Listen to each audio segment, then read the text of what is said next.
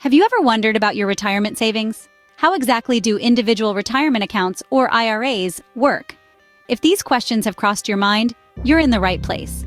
Today, we're going to delve into the world of IRAs, a crucial component of retirement planning. Just like a well-crafted blueprint guides the construction of a sturdy building, a well-planned retirement strategy can pave the way for a comfortable and secure future.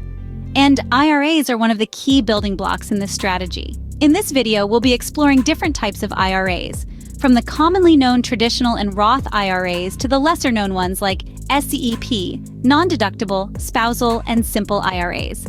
We'll discuss their unique features, advantages, disadvantages, and most importantly, how they can fit into your retirement planning puzzle.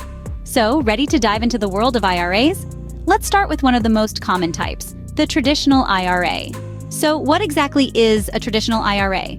Well, let's dive in and explore. A traditional individual retirement account, more commonly known as a traditional IRA, is a retirement savings account that offers tax advantages to help you build your nest egg. Now, there are some rules about who can contribute and how much. For instance, if you're under 50, you can contribute up to $6,000 a year. If you're 50 or older, you can contribute an extra $1,000 as a catch-up contribution. One of the major advantages of a traditional IRA is that your contributions are tax deductible. This means you can deduct the amount you contribute from your income when you file your taxes, reducing your tax bill for the year.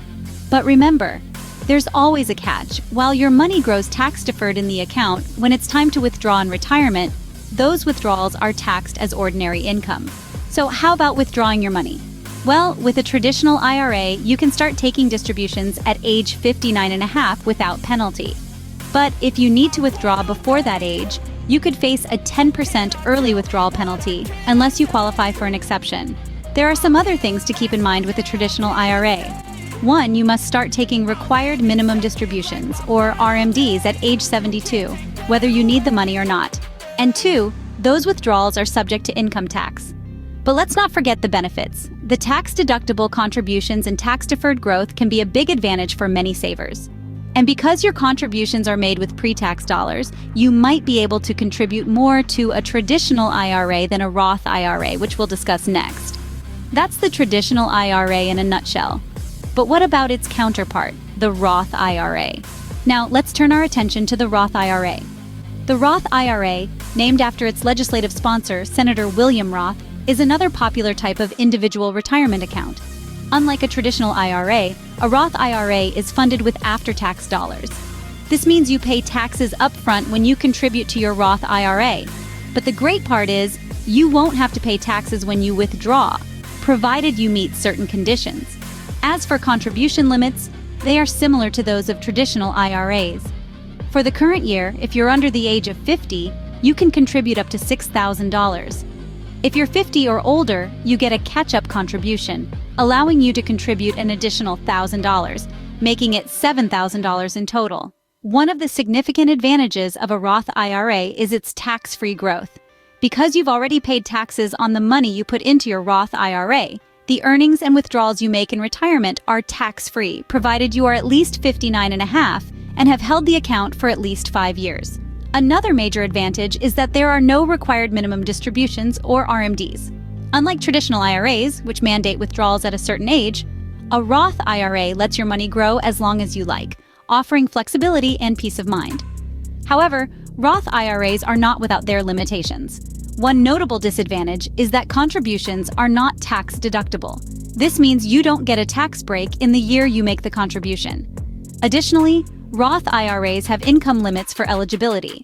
If your income is too high, you may not be able to contribute to a Roth IRA at all. In summary, a Roth IRA offers tax-free growth and withdrawals, no RMDs, but the contributions are not tax deductible, and there are income limits for eligibility. It's a great tool for retirement savings if you qualify. So, we've covered the traditional and Roth IRAs, but how do they compare? It's time to put the traditional and Roth IRAs side by side. Both are powerful tools for retirement savings, but they come with subtle differences that could have a big impact on your financial future. First off, traditional IRAs offer tax-deductible contributions and tax-deferred growth, meaning you'll only pay taxes when you withdraw the money in retirement. However, they do come with required minimum distributions once you reach a certain age.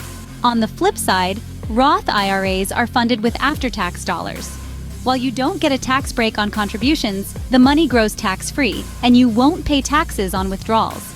Plus, there are no required minimum distributions. When choosing between the two, consider your current tax bracket, your expected tax bracket in retirement, and your overall financial goals.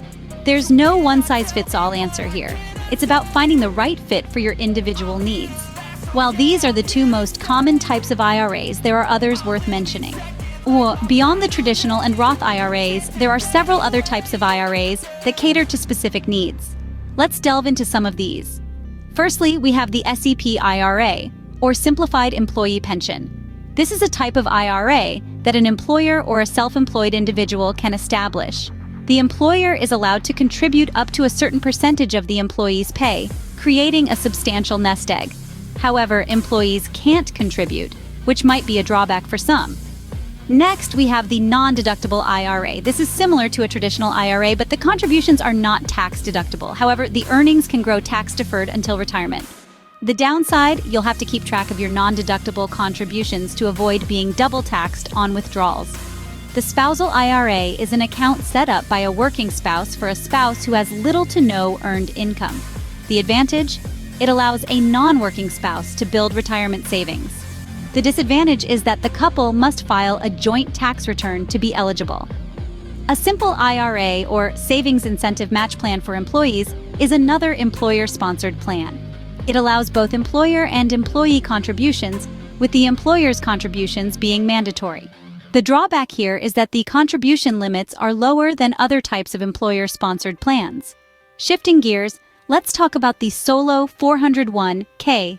This type of IRA is meant for self-employed individuals with no employees.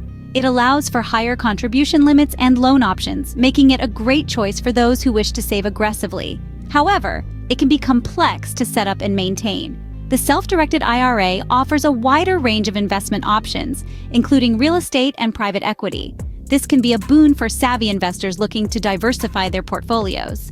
But beware, this type of IRA can be complex to manage, may incur higher fees, and runs the risk of prohibited transactions if not handled correctly. Finally, we have the checkbook IRA. This type of IRA gives you checkbook control over your retirement funds, allowing for quick investment decisions. However, it comes with higher legal and administrative costs and, like the self-directed IRA, runs the risk of prohibited transactions.